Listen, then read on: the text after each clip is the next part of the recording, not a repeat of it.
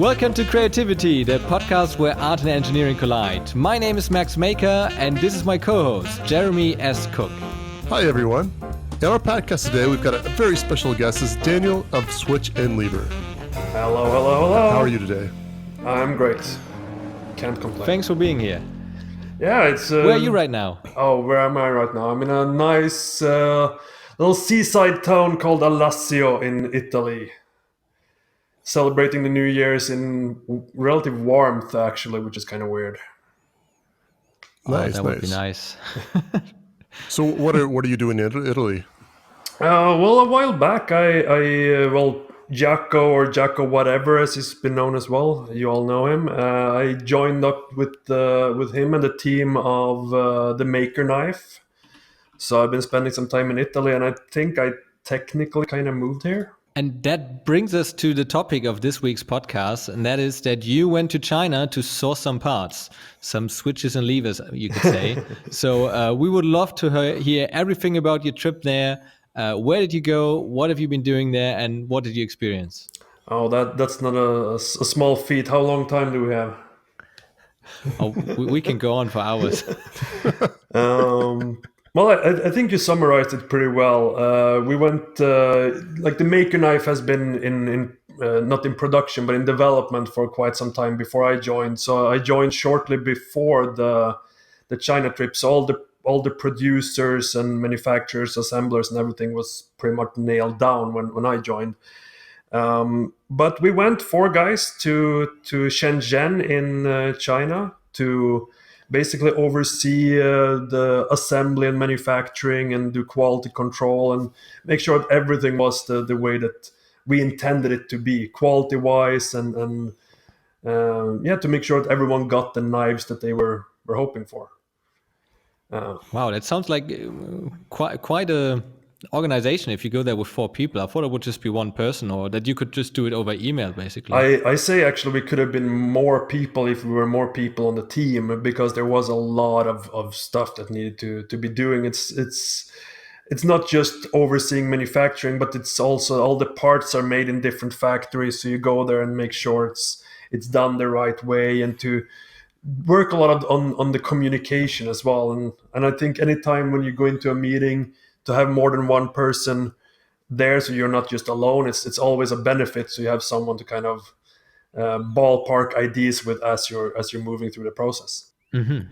Sure. And is this your first time in China, or being in the Shenzhen, I guess? Is that? Yeah, it's my first time in actually it's my first time east of Turkey, I would say.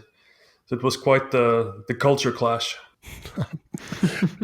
And I'm Shenzhen, sure. Why exactly that town? Why not Shanghai or Hong Kong or any other Chinese city? I actually asked myself that question, so I dug down into the history of Shenzhen, and basically 40 years ago, that town was just a small little seaside fishing village. And then this whole economic overturn of China happened, and they designated the Guangdong area where Shenzhen is as this economic zone of some sort, and it basically created this multi-million city of just production. It's completely insane if you go there. People are producing things everywhere, everything from these huge factories with clean rooms and everything to basically your mom and pop shops by the road with a CNC machine or a mill in an open face garage out to the street, making you small little parts. Wow. Really? Did you buy anything from such small vendors? Not really. I think a lot of them actually make parts for other, there is one small step in a production line, so they end up making hundreds or thousands of small parts that then go to another factory for something else. So these guys that are open to garage, they're not, let's just say, you can't buy stuff from, say, eBay from them. They're probably, it's almost like a cog in a factory that's made up of all these mom and pop shops that just kind of, all the logistics trains go to the bigger and bigger facility, and then it builds up to whatever you want. Is that kind of what's going on? That's kind of what I imagine. I don't have the full insight of how everything works, but considering from what I saw and just how many of these there are, I doubt that just one little mom and pop shop makes one thing and sells it. It's more like they're part of this bigger network, basically, of small scale producers. Wow, that's really incredible. What I find incredible is that this plan actually works, that they make a special zone, like this is where we make manufacturing, and it actually worked. It went over 40 years. They went from just a few thousand people to 20 million people. It's completely insane. So what could you buy there? What are some things that you sourced? Actually, let me split that in two. There are two kind of places. There's like the Shenzhen proper, which is kind of like the city that's just beyond the Hong Kong border. And it's a little bit more touristy, and it's become known through channels like Strange Parts, for instance, the guy who made the iPhone from parts, and he put a headphone jack in an iPhone 7 that didn't have it. So there's been a lot of like electronics parts tourism in a sense. So you can buy anything from just electronic knickknacks to some tools, but it's mostly lower quality, I would say. And then if you go up into like the more production areas of Shenzhen, you find these basically huge malls of, again, it's just small stalls with like one or two people working per stall. And they sell everything you can imagine, everything from tools like electronic tools, metalworking tools, woodworking, electronic parts, of course, and every sort of part and variant you can imagine. Me being switch and lever, I ended up filling my suitcase obviously with switches and buttons and all sorts of knobs and I've seen it on your Instagram. yeah, I think I tired out quite a few people on Instagram with my incessant posts of components. Yeah, I noticed that you posted one picture I posted twice. one picture twice? Just Oh no. yes, you did. How embarrassing. But I liked all those switches, because if you've never bought any switches, you would be surprised how expensive they are if you buy them in the West. Some of the ones I bought were actually reasonably expensive, but then when you look at it in a greater scheme, like how much would I have paid for that if I bought it in Europe and in the US, and it just doesn't compare. It's so much cheaper to go there. And did you have any problems moving it into Europe again? I just stuffed it in my suitcase and hope for the best. Yeah. Well, I think it's okay to bring stuff in worth less than like 250 euros or so. Yeah, let's say for argument's sake that I was below that. Oh yeah, of course you were. But you know, the price counts in the country where you bought it, not the European prices. Yeah, that is true. That is true. Yeah, because I did that once with DVDs I bought in Peru. You know, I've heard you can get a copy of SolidWorks for about $50 in South America. Is that? So I'm sure that's legitimate. That's probably good, worth. but you can get Fusion 360 for free. Ooh, That's true. That is true. I still can't believe that we actually get to use that software for free. I'm that's always waiting for the day where they want a lot of money. I think it's like a drug dealer. You know, they get you hooked on the whatever it is, and then they say, well, first sample's free, and then now that you can build everything in your garage and just have these amazing models, now it's $10,000 license fee per year. No, you know, honestly though, it's the yearly license fee if you do want to buy it as a company. It's not cheap, but it's, you know, compared to like SolidWorks or Pro Engineer or something, it's pretty reasonable. It's reasonable, yeah. Because like you need Fusion 360 for my work, but I only use it like 2 weeks in a year for work, and the rest is just, you know, for YouTube stuff and private stuff. I couldn't buy SolidWorks just to use it for 2 weeks a year. That wouldn't make any sense. No, I think as a lone user, it rarely makes sense to buy a suite like SolidWorks. But if you're working with, like when I was actually employed in Stockholm, we were working with companies which had like dozens of designers working on huge machines with servers, basically, so all the files were linked and everything. And then a suite like SolidWorks, expensive as it is, makes a lot of sense with all the features it actually has. So it's I think Fusion is doing a lot of good just for the small time user or the occasional user for that sense. Yeah, that's true. But I think from the designing capabilities, it can do everything you really need to make a product. For sure. It's obviously not as capable as SolidWorks or all the annexes and what is there, but like if I wanted to design a full car with it, I think I could. Yeah. Probably. I came from Pro Engineer. I used that before I used SolidWorks, or before I used Fusion 360. I just started using that last year, and it's I guess you guys are familiar with both probably, but you come from this paradigm in the more traditional CAD systems where you have to build the parts and assemble them, whereas Fusion's, you've just got this whole assembly area that you just make it. That was a bit hard for me to get over at first, but I think it makes sense once you learn. You don't use that? I don't even use it. No, I make separate parts and then I join them together in assembly. I don't like that designing everything in place.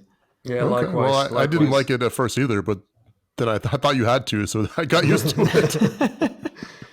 Well, you can use SolidWorks like that as well. Essentially, start with an assembly and work your way to the parts and just make new parts as you go along. But I never really liked that way. I want to work on each part in isolation and then kind of put them together and see how it actually works together and adjust accordingly.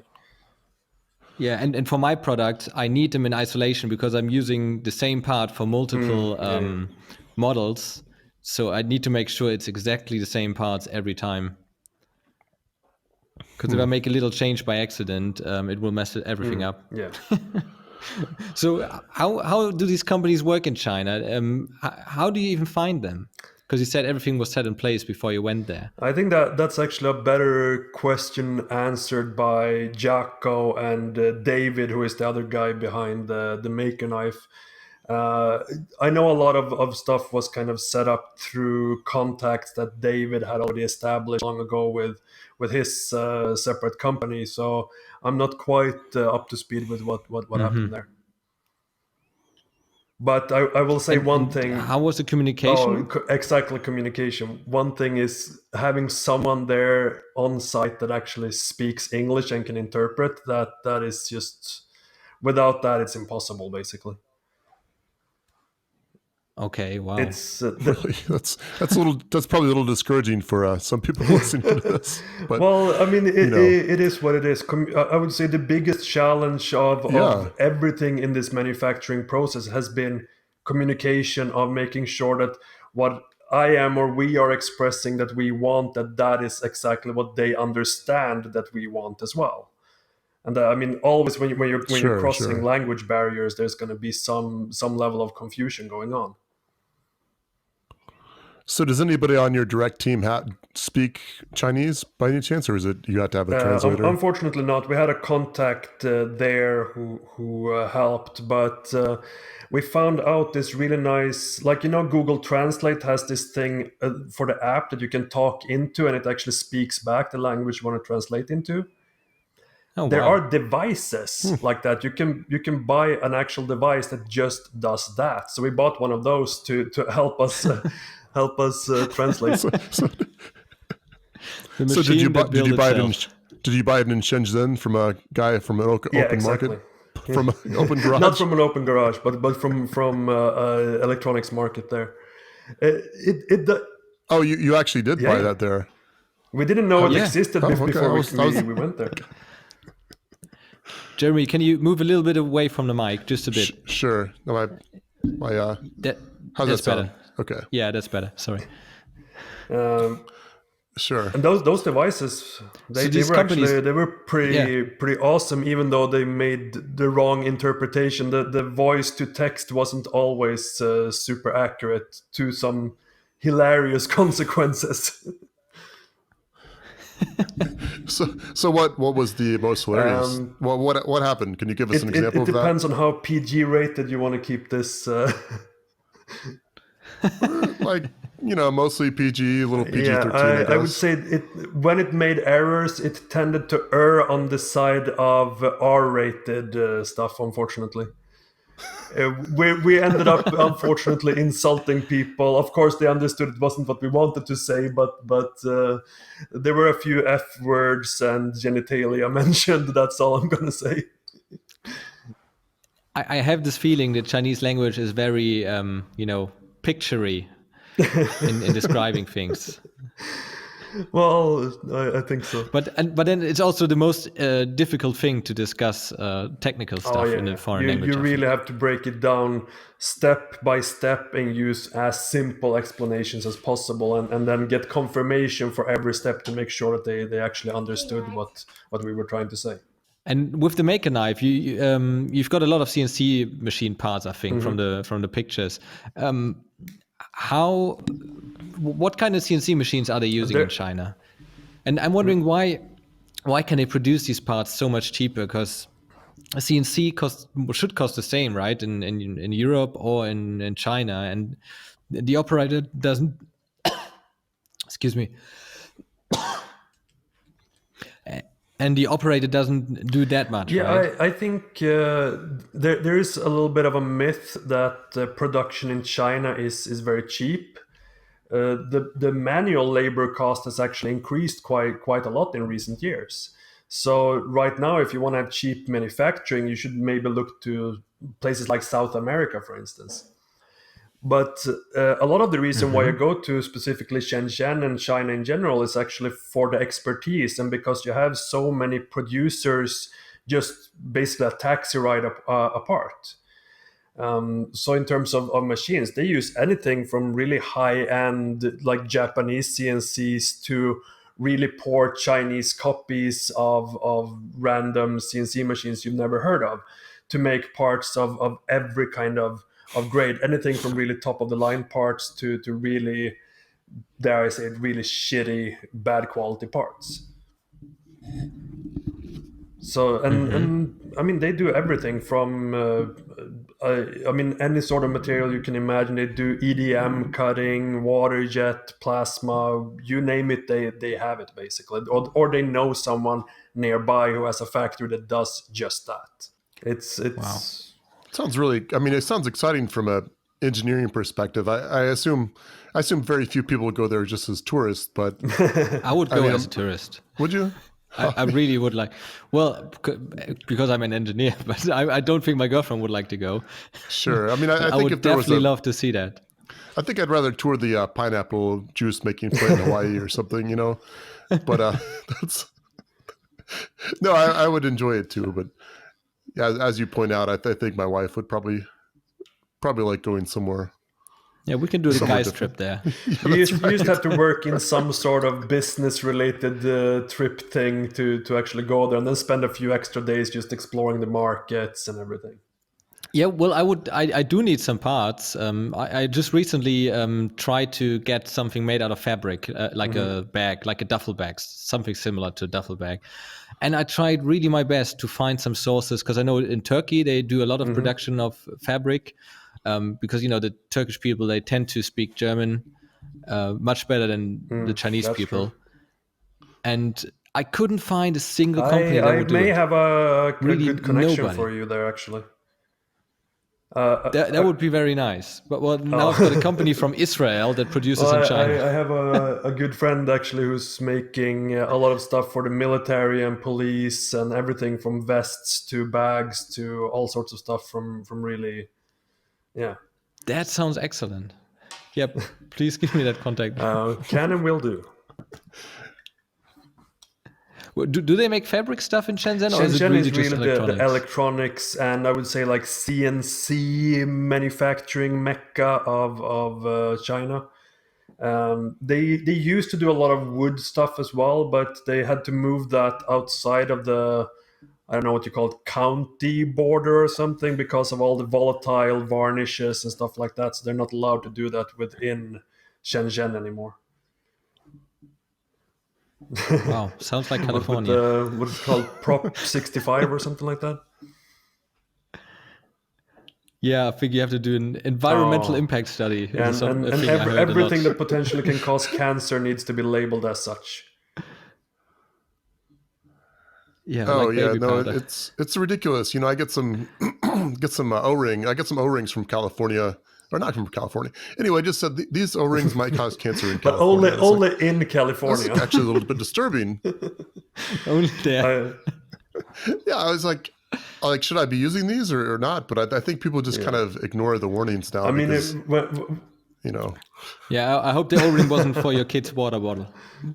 No, you know, I think I actually bought the O-rings before I had children, so maybe they're all dry rotted by now. I don't know. I actually saw when I was there during Maker Faire last spring, a yoga studio that actually had to have that as a label on their door that materials within these premises are known to cause cancer to the state of California.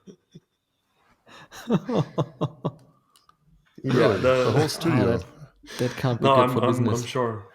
I wonder what they put on. I wonder what they put on cigarettes there. Probably nothing good. I guess It's amazing how much the cigarette consumption went down here in Germany. When I was still at school 10 years ago, like half of my classmates were smoking, and nowadays they It's don't anymore. likewise in Suddenly. Sweden. It's just in the last like 10, 15 years, it's been a dramatic change.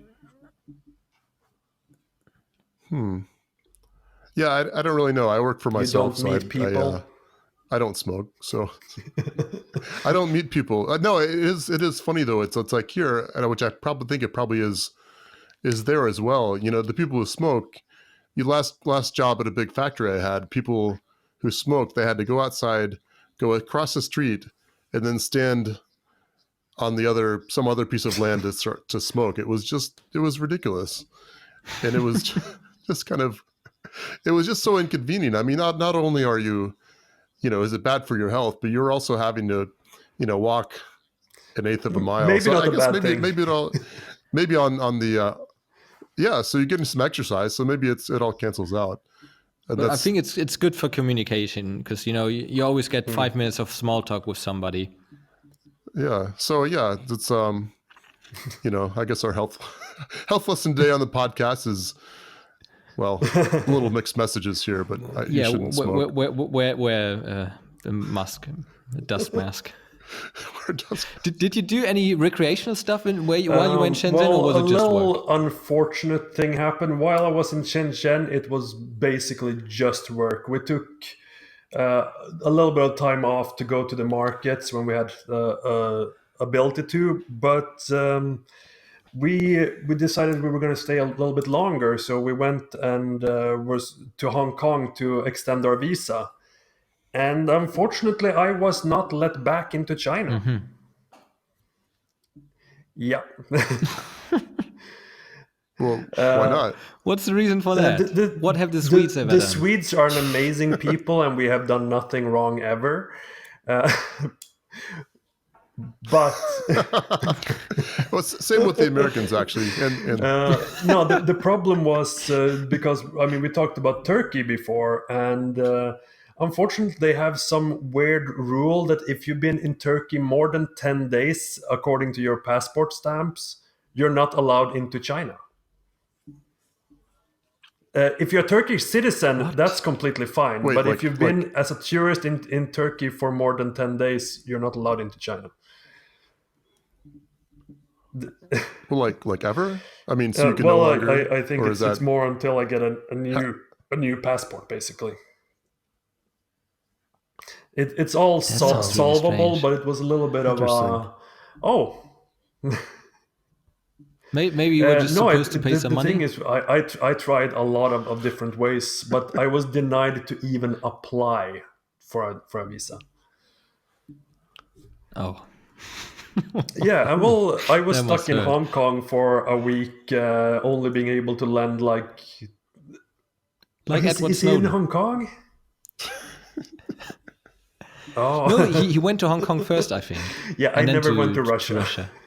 That's right. Well, according to the movie, I guess, right? I never watched it. Oh, you never watched the movie? That was a pretty good movie. No clue. Anyway. No comment. Is he one of your friends, Max? Is that what you're saying last time we were? No. He's a Swede. Yeah, there are only like Daniel's 3 brother. people in Sweden. Wait, what? No, think Snowden. No, I'm I talking about missed Julian something. Assange. I Oh, completely okay. messed Yeah, that that's, up. like I'm pretty sure Snowden's an American, Yeah, but I guess he's a Julian Russian Assange, now. isn't he? He's in Ecuador, yeah. South African and then Dutch somehow. Oh, No, that's they're Elon all Musk. so confusing.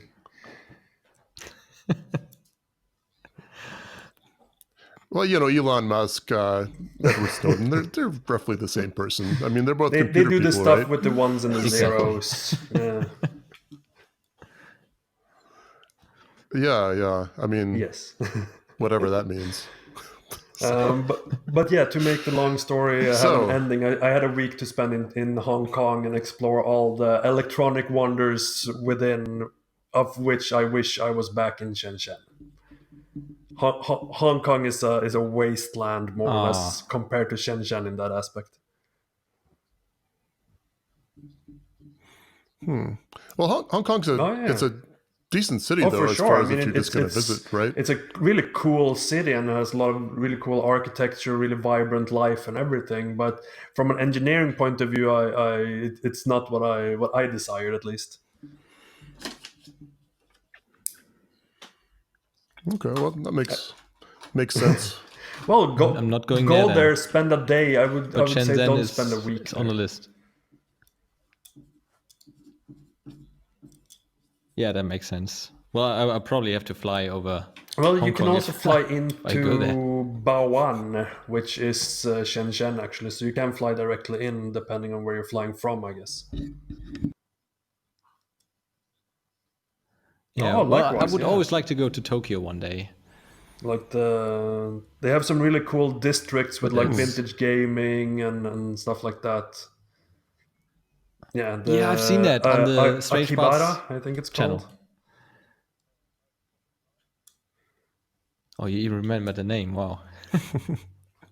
Yeah, that But I guess sounds like China's a fun. little bit cheaper as a trip. So now you sourced all the parts. Are they shipping them to Italy, or are you shipping from there straight to? Most of the How does stuff the distribution work? partnered with a forwarding company, basically. So they take all our packages, they slap shipping labels on them, and basically ship them off to wherever all over the world. Some will be shipped from Italy as well, so we have basically a bulk shipment which will come here, and then we'll package it here and send it out, mainly to European people, and yeah, and Makes some sense, other yeah. stuff. So they'll directly send the stuff. Yeah. So they'll directly send a lot of the stuff to the No, customers, or do they send it to a distributor? It's basically a forwarding company, so they act like an in between you and the postal service, whether it's the postal service or if it's one of those, DHL, FedEx, or whatever companies that might be. So they will do a lot of the manual handling, basically. Oh, that's great.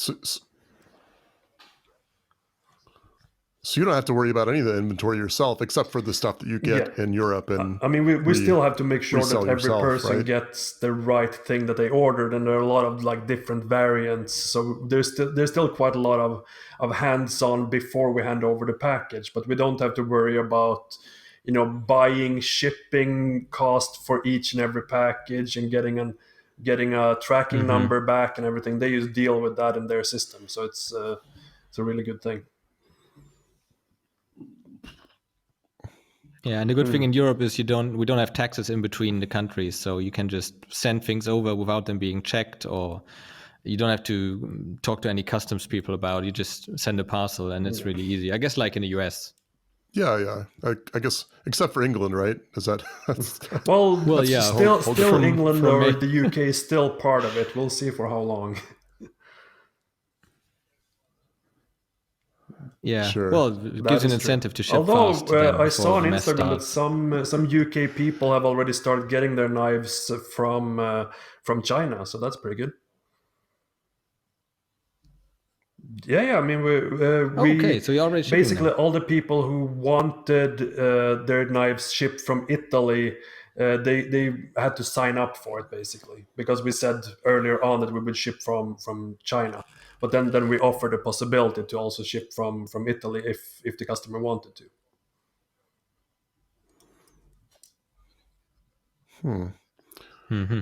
Why do you think Yeah, they prefer Italy? Do they think it's actually made there? You think? I There's thinking there's think some no- it's no made customs. thing. Oh, right. like if I get that knife from China, I have to go to the customs office, and I really don't enjoy that experience at all. Okay. Because they asked me questions like I once got sent a clamp for wood stuff from a company as a sponsorship gift, and it was worth $40. And they asked me, so did you order something from America? And I said no, you didn't order something. And then she was already suspicious because they just sent it to me. And then like, what is this? I said, it looks like a clamp. And why did they send this to you if you didn't order it? I said, well, it was probably just a gift. Why does a company send you a gift? I said, well, maybe because of YouTube. And then, they were just suspicious from the get-go. Oh, And I ended up come on. leaving without the clamp, and the clamp was I've sent had back to America. experience similar to that in Sweden as well, but mostly that you ordered something, you had something sent to you that was really cheap, and then with the customs fees and all the handling fees, it ends up being like 3 times as expensive as the original price. It's just ridiculous. Ah. Oh, that's good. Yeah, well, we don't have that in Germany. We just pay 20% VAT. But you also pay the VAT for the shipping, which I think is really unfair. Because if I buy, sometimes I buy screws from China, like specialty metal items, and half of the price is the shipping. Oh, it sounds horrible. I'm sure I'm paying for it in some shape or form here. But I guess they say there's FedEx does it for you. If you get something sent with FedEx, they'll hold the package package customs, and then they want hostage the money until you from pay them, basically. Okay. Yeah. Well, I remember I sold something. I had made a part for somebody, and I sent it to Australia. And the guy paid me for it, and he goes to the post office. He's like, "Hey, what's the deal? They want like $200 for this. I thought this was already taken." I'm like, "I don't know. I'll have to talk to the post office." I was mad myself, but then he figured it out a couple hours later that they wanted the government wanted their cut, I guess. So. Yeah, I think shipping to Australia is the hardest destination. It's the God mode level. Well, he wanted the part. He wanted it was a camera fixture that I made for a quadcopter, and he wanted it in like a couple days. So I'm like, okay, well, you're paying for the shipping, and I go to the place, and they're like, well, it's going to be, I don't remember how much it was. It was over $100 in shipping, and I'm like, oh, just glad I'm not paying for this myself. But he got it, so that all worked out. Way more expensive than it should have been. So I guess do you guys want? Yeah, exactly. So do you guys want to talk about what you've been working on this week or this month? Is that? Sure. I guess we talked about most parts about China. Or do you have anything else? No, unless there's anything else we can want to talk about. I could say, like, to wrap it up, like, by and large, it was a really good experience, and I mean, there's always a lot of talk. I've seen, especially in my own YouTube comments when I've reviewed stuff from China, about like how poor quality stuff from China is, and I would say that they are some of the hardest working people I have ever met. That's not true. The stuff, I mean, you'll see when you get the Maker knife, just to what kind of quality they work at. I think that the myth of poor Chinese products should be killed. Not to say that there are none, but I mean that everything from China is crap. I think that's a myth that should be killed. Definitely. Exactly. Yeah. No, Definitely. That's a good point. Every iPhone is made in China. Yeah, I mean the engineering that goes into fitting everything into that phone. That's a marvel in itself.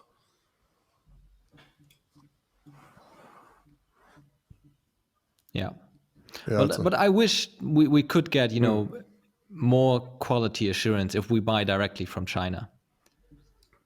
That would be a thing that the businesses could really try to find a system to improve it. I know Alibaba has some things in place, like some bias protection. I haven't tried it yet, But it would be nice if I could buy something there with confidence that when it arrives and there's a problem with it, that I could eBay does get a really refund well or in get that. it I've fixed. ordered some stuff from China and like some a good point. tripod mounts and stuff like that. They were badly produced basically, and they were like, okay, no problem, you get the money back, keep the product, thank you. So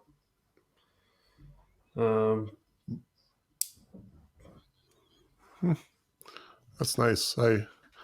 I order quite a bit of stuff, electronics and stuff from eBay. You know, the Chinese stuff, and up until very recently, pretty much all of them have been fine. I've got some sensors that I'm really either I hooked them up wrong or they're just not working, so I'm gonna have to figure that out. But other than that, oh, and I recently got a magnifying glass from China that it looks really good, but it's made it says made in Germany, so I guess. You know, but it said on the listing, it said made in China. So I guess the brand name is in Germany. So that's, you know, well, you can do, even get you do have to German be careful. stuff There is a from lot China, of apparently. So, counterfeit stuff for sure.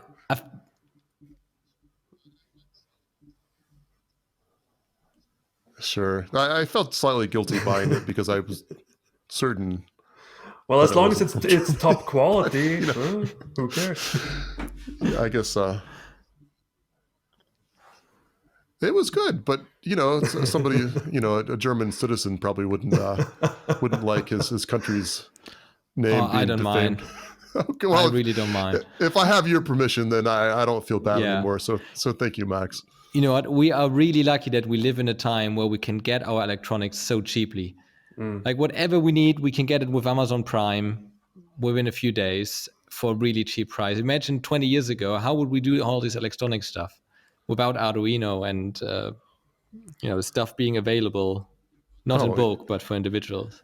Oh yeah, it'd be terrible. I mean, you know, I think, you know, projects now, you know, 10, 20 years ago, if I used an Arduino type board on something, I'd have to, when I was done with the project, I had to rip it out and, you know, basically destroy it. But now it's like, well, this thing costs $2. I can just leave this project on my shelf and maybe I can show it off to whoever comes over. You know, I don't have to be quite so cheap Disposable. about things.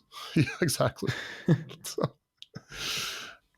And I think most importantly, you don't need like an engineering degree to put together something with Arduino. It's become a lot more democratic and accessible for everyone, from hobbyists all the way up to the master engineers. That's what's so amazing with the last developments. Yeah, Yeah, that's I'd true. agree I'm with so that. glad that I had to learn Arduino for a university project, because I think I was one of the only ones that actually was forced to work with Arduino from my course. And it opened up such a huge world of possibilities now. Now I can actually, you know, do customer work, engineering work with electronics in it that is programmed by me and make money with it, which otherwise wouldn't be possible without Arduino.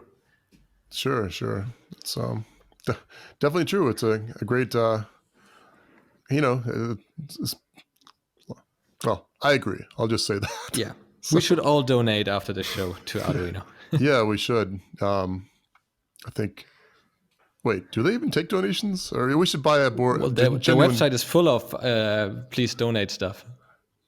Okay, well, donate to Arduino. That's well, go. Well, do you want to talk about what you've been working on? That seems like a good segue Yeah, into sure. that. Daniel, what have you been working on this week? Yeah. What I've been working on is catching up sleep from China. Nah, I'm kidding. Mainly what I've been working on is a super duper top secret project that's going to be the 100,000 subscriber extravaganza Okay, video. does it have flames? Explosions? It will have flames. There will be cats. There will be some cussing and screaming. There will be freezing ice cold temperatures. There will be Wow. explosions. So Sounds like a Mythbusters episode. So yes. So you said it's top secret, but can you just go ahead and tell us what it is? Is that for the audience? Is that all right? There is a saying that there is something that is more powerful than the sword. I think the pen is mightier than the sword. He's going to Twitter. So it has something to do with. Okay. I'm gonna bring a lot of explosives to Twitter. No, that's Oh, it. no. Um, No, we've got to edit this podcast. Well, that's great. Well, when can we expect to see that? When I assume you'll put that on your page at some point. Is that Yes, I'm hoping sometime during January, but it depends on a lot of other stuff that I got going. Okay, Well, we're great. looking forward to it. yeah, definitely should be. And be any awesome. more products from the Make a Knife company, I guess, or Jacko. Yeah, I mean the Maker Knife should not be the end of the Jacko Enterprises product development. Let's Oh put wait, it like that. Let's see the what the pen is future has to mightier than bring. the sword. Are you making a Maker pen? Okay. No. Are you making concealable, like a 22 little rifle, pen rifle? Is that that's probably illegal? Not in I Europe. think that would technically be illegal. Probably so illegal in no. Florida. I was going to say Florida, but United States. It's not a might not be. These Nerf gun modifications, I think most of those I couldn't even do here in Germany because it's, shooting something through a barrel. That must be illegal. So that being said, Max, what have you been working on? Oh, I've been doing a whole lot of work, just finishing up stuff for my business, sourcing parts, as I said, from China over Israel, like some cloth stuff. I'm working with Easy Ground a little bit more to make another video for them with the epoxy flooring. And Oh yeah, that turned out beautifully. oh yeah. But now we've got a bigger garage with 18,000 square meters. No, 1,800 square meters. So that's 100 times my garage. And I hope I can make a deal with them to, sponsor that too. Yeah, the first one That's turned what out I'm working beautifully. on. So hopefully the next one will. Yeah. I think I learned a lot from that first attempt. I actually coated my garage too, but the way I did it was I had somebody come over and do it for me. So it also turned out well. Fun. Painting your garage floor is really good fun. It's one of the most enjoyable projects I did. Well, I wish, if I'd seen that video before I had it done, I might have considered doing it myself. But, to each his own, I guess. Yeah, and painting the floor is easier than painting the walls because it doesn't drip. That's true. Yeah. Oh, and I built the belt sander last week, which is up and running. Ooh. Really, really fun project as well, and really easy and cheap. Like I just paid, the motor from eBay for 22 euros, and it's an old Russian motor, still works, and lots of scrap from the workshop and some skateboard wheels. So I can recommend anyone building a belt sander. Nice. Yeah, It's been on my list for a long time. Yeah, it's really good. I can just walk up to there and put some chamfers on some metal parts that I cut out. yeah, that is nice. I feel like I need to get one in my shop or something like that. All I have is an orbital sander, so it's need to get a probably better or a different setup, I guess. Always, I love orbital sanders for metal. Like if I've got shiny, fresh aluminium and there's a scratch on it, I can't sell it to customers. But if I just go over it with the orbital sander for a few seconds, it has a perfect matte finish, and I can still sell it. Well, that's good. Hopefully your customers aren't listening. They are. No, but they complain about the tiny scratch, but not if it's completely scratched. Well, yeah, because it's supposed to be scratch if it's all even, I guess. What have you been working on? Artisanally brushed. Yeah. Exactly. So yeah, I've got two main projects I'm kind of working on now. I was working on a Omni wheel robot with four wheels that kind of rolls around. It turned out I ran into kind of a snag on that. Yeah, it looks like a Roomba. It looks like a World War II era Roomba. So I'm trying to enhance that, get it to roll around a little bit better, order some new wheels for it. Another project I'm working on, I've got a clock I'm working on that has 4 dials, and it's going to be set up for 4 different time zones. I'm thinking California, Florida, England, and then Germany. I guess that's Central Europe. So, because I figure that's the people I talk to. And now, granted, United States has 4 time zones, so that would make more sense. Or is it? Maybe I'll have 3 dials. I don't know. Anyway, it would make more sense to have it centered on where I live, but that's what Or it's you can going to make be. it 7 dials. I could, but that would be even. I'm finding out that 4 dials is extremely complicated, so I can only imagine what 7 dials would be like. So Is it mechanical or is it with digital with servos? it's uses steppers for the 4 dials, and then for the minutes and the seconds, I'm going to have a little OLED display on it. I think it's going to be pretty awesome once I get it all programmed and stuff. But that's yeah, should be good. Sounds like a really good project. Yeah, should. Do you have any plans for how you're gonna keep it from like drifting in time? Yeah, actually, I'm using a. Keep it accurate? Originally, I was going to use like an ESP module, A266 module, to get network time, but then I was like, this project's going to be too complicated anyway. I'll leave that for maybe step 2. So I just got a real-time clock module that like a DS4 or something. You might know the number off the top of your head. I don't know, but yeah, that's what I'm using, a real-time clock module, and hopefully that'll be an awesome project. We'll have to see. I built a clock once, or at least I attempted. I had this idea of making a linear clock, so the dial would go from left to right. Okay. Yeah, instead of round, it's just linear. But then I figured I want 24 hours time. That doesn't fit on a dial. Like the linear thing would have to be so long. It would have to be 2 meters long for 24 hours. So then I thought I have 2 faces that would rotate. So one is at the front that has 0 to 12 o'clock, and then you rotate to the next dial, and that has 12 to 24. So do Germans generally not use 12-hour time? They usually use 24-hour time? No. Or is that, so that's just you? No, yeah, lots of people are using 24 hours time. Okay. Yeah. It makes more sense, I guess. You don't meet at 2 o'clock. Well, you can meet at 2 o'clock, but then if you look for a train, it says 14 o'clock. It doesn't say 2 a.m.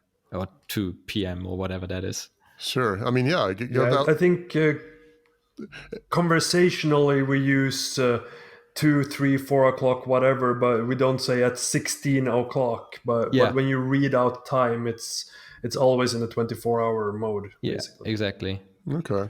And I also use this real-time clock mode. And here in Germany, we've got this radio clock signal. It is like in Frankfurt, they've got one radio tower, and that sends out every minute the clock, the time, and has been doing that since the 70s, I think. And I wanted to use that because I thought that's the easiest and most reliable. But then ultimately, I'd never finished the clock. Yeah, we have something similar here. They usually just call it atomic time. Anyway, they have a radio signal that does that in America too. So in Sweden, we have a woman that you can call, and she will tell you the time. An actual person?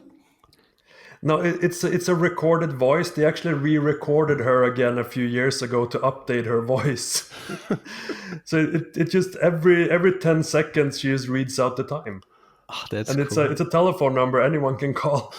Man, that lady must have been exhausting after 24 hours of recording the time.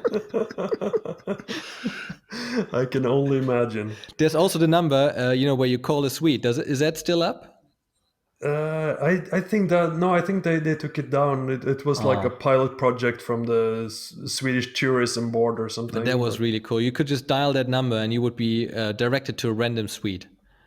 Yeah, I think they called it was it from Conan O'Brien or something? Totally random. Sure. So you just get I mean, that sounds kind of annoying, actually. I mean, if I lived in Sweden and people were just, "Hi, are you from Sweden?" and they say, well, "Yes, I am." They're like, how many million suites are there? Like 10? Yeah, you had to sign up for it as well. You had to sign up. I thought they. Okay, yeah. Okay. But there were quite a few thousand of random Swedes that were accepting of the task. Well, I guess if you were bored or lonely, it's not a bad way to. God, no. I mean, no, I'm not even entirely joking. I mean, somebody around the world says, "I want to talk to somebody," and you're just bored, so yeah, And that brings us to the Mojave phone booth. I can't pronounce the name of the desert, but it's the desert at the East Coast where there was a phone booth, and somebody got that number from the phone booth, and he called it day and night, in every 3 minutes, for anybody to ever pick up. But it was in the middle of a desert. And they had a great podcast about it, but on 99% Invisible. And then finally somebody picked up the phone booth. Nice. And then other people started calling it from around the world. Nice. And it was ringing constantly in the desert. That's ridiculous. Yeah, it's funny. Every once in a while I'll see a phone booth, and if I do, sometimes I'll pick it up and make a collect call to one of my friends just to mess with them. And then I guess that's not that great of a story, but they're getting to be so rare now.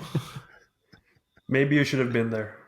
You should have been there. That's right. Mm-hmm. Yeah. And well, actually, one thing before I forget, let's give a shout out to Stephen Booker. Thanks so much for sponsoring this podcast. Thank you, Stephen. Thank you very much. So, if you're our best Patreon contributor. That's and right. Only. And maybe if I come across a phone booth someday, I'll prank call you. Not that I have your phone number, but maybe I would.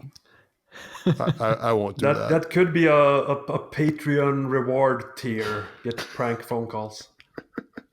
That sounds really good.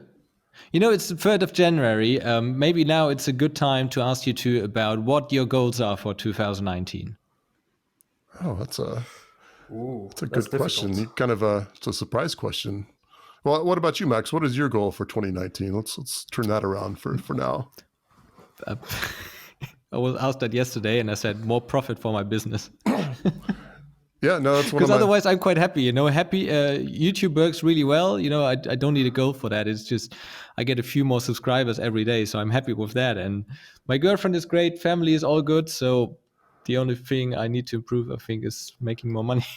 Yeah, no, it's always good not to have any goals for your life, I think. So, no, I'm just it sounds really hollow that I want to make more money, but I'm happy otherwise. So there's no need for improvement there. No, that's great. I'm obviously kidding. I mean, myself, I'd obviously like to make a little bit more money from my business, but everything generally seems to be going pretty well. I can't complain too much. I guess my goals are very similar to you, Max. A few more subscribers on my YouTube page, Twitter, better business stuff. Obviously, I guess I should say, I guess I should have some personal goals and such, which I suppose I do, but those are pretty much personal, right?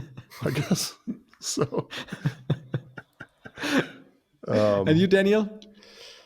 I think forget about 2018, learn Italian, start up a business, and grow my YouTube channel. I think that's a good summary.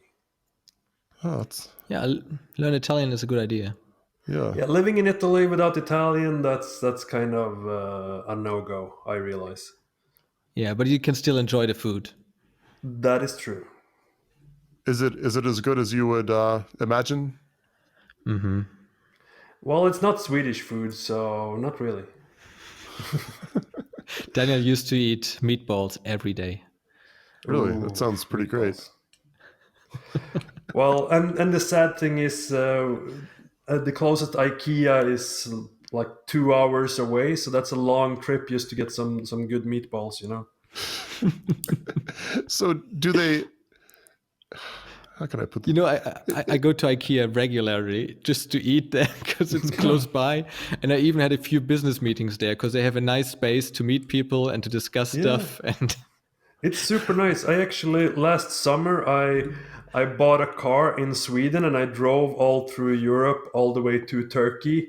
And I made sure to map out where all the IKEAs on my route were. So I know I could have good food, cheap food, and clean bathrooms all along the way. Yeah, and a good parking spot as well. That is true, yeah. So, well, you know what, guys? I have to confess, I've actually never been to an IKEA. It's okay. That's okay. You don't know what you're missing. Yeah, The furniture isn't that nice, at least not for the workshop. You take that some in back my right house. now. No, I've got it in my house. I'm sitting in front of a 4-meter row of Malm dressers where all my electronics are stored in. But I had some put in my workshop, and they just broke in the first Yeah. week from the weight of the screws. Well, I guess from what I've heard about this place, apparently you walk in and they have it organized in such a way that you just have to walk through all this stuff that just looks really useful, and you just have to buy it, and you just come out. You go in wanting, say a lamp, and you come out with a new bed and table and chairs. Is that, and probably meatballs too, I guess. Yes. And the accessories. Basically. Yeah. Oh, don't forget the accessories for sure. The good thing is everything there is really cheap, especially kitchen stuff and household stuff. Like I bought a sugar dispenser on Amazon for €8, and then I go to IKEA. They have exactly the same one for €3. So if you need any kitchen stuff from IKEA, you can just grab it, put it in your cart, and it's the cheapest. You can buy it anywhere. So a serious question though, the stuff from IKEA, is it made? And it's good stuff. Is it made in China or is it made in Sweden? Or is No, it? actually, most of it is not made in China, but it's made in low-wage countries for the most of it. Okay. But they don't have that much production in China, actually. No? No, if you look, there's a lot of like made in Poland. Like a lot of their fiberboard stuff is Poland. Made in Malaysia, Indonesia, stuff like that, but not so much in China. Yeah, that's true. I was thinking about the kitchen stuff. But then I haven't studied the kitchen stuff too close. Well, I just moved to a new place, so everything there is from IKEA. I love their plates because they're so cheap. I could buy all the plates I needed from IKEA for the same price I would have paid for one plate elsewhere, like a quality plate. I mean, you could just buy a bunch of plates and not have a dishwasher, right? You could just do that. If they're cheap. That's the American way of life. Remember when I was eating in America and we were in Central Park, like at the corner of Central Park, there's like a gallery downstairs in the basement, and it's like a food plaza. And it's like you put stuff in a plastic tray and then it gets weighed at the end, and then you just pay by the weight of the food. And at the end of our meal, our table was just littered with plastic dishes. Everything. So much plastic. Yeah. Wait, where was this exactly? Southeast corner of Central Park. In New York, you mean? In New York, yeah. Okay. Well, yeah, I don't know. I don't think I've ever purchased food like that by weight. I've heard of it, but it was there was a Chinese place in college that one of my friends apparently used to like to frequent. It was a buffet, but you could also get a container, get all the food you wanted, then weigh it. That's what I heard. I never went there. Sounds good, especially as a student. Yeah, no, it's probably he liked it. Yeah, actually. So Daniel, you said you want to grow your YouTube channel. What are your goals, your plans for that? I don't know. Keep doing the same thing I've been doing. I'm not really a guy that makes long-term plans. I want to get back to more regular video releasing. Basically, that's my main goal. That would be nice. It's been I had a period where I released every couple of weeks, but now it can be like 2 months between videos, and it's not because I don't want to do it. It's because it's just so much other stuff. Like Maker Knife has filled up my life for the last month, basically that and that alone. I think you always have to have a balance between. For sure. I mean, you just can't always, work and YouTube and quality versus quantity. I mean, you could release something every week if you wanted to, but it just wouldn't be as good. I wouldn't think. Yeah, I think so too. Yeah, I have this kind of rhythm where I get inspired and I can work like possessed for a month or 2 or 3 or whatever. But then there's long stretches of I don't have the motivation to do anything, and that's a really hard balance because I know that the way to grow your YouTube channel is to be consistent, right? Not to have these spurts now and then. It's a really hard balance to learn. Well, I mean, you're up to 100,000 subscribers. So that's you're doing something right. Yeah, but over 5 years, so it's not a quick grow. Sure. Well, you get the slow and steady wins the race or whatever they say, I guess. Well, but then Jacko has like Yeah. 500,000. But he's been hovering around 500,000 for like the last half year or so. It's like he gains a few hundred, he loses a few hundred. So I'm Really, yeah. he loses. If you look at his growth chart, it's going up and down, up and down, up and down just a little bit. So I'm waiting for like that next little spurt that just shoots him into the millions, but it just doesn't happen. I don't know what's going on.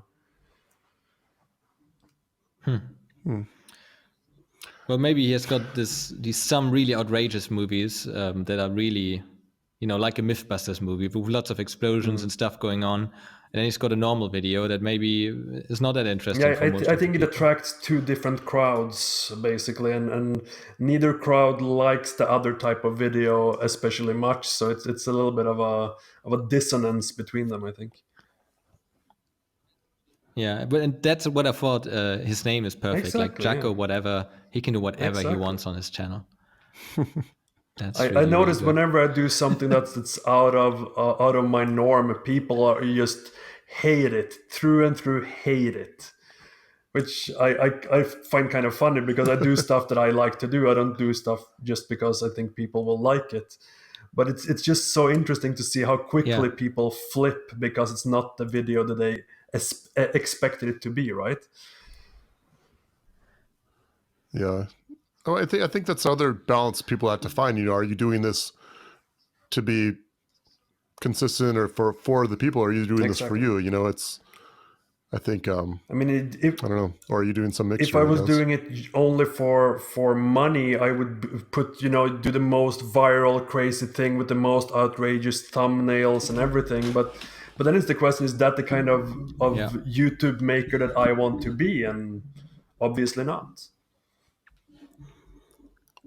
No, you got to live with the stuff you do in life, and I want to do a job where I can be proud of the results that I'm making, and I couldn't be that with clickbaity stuff.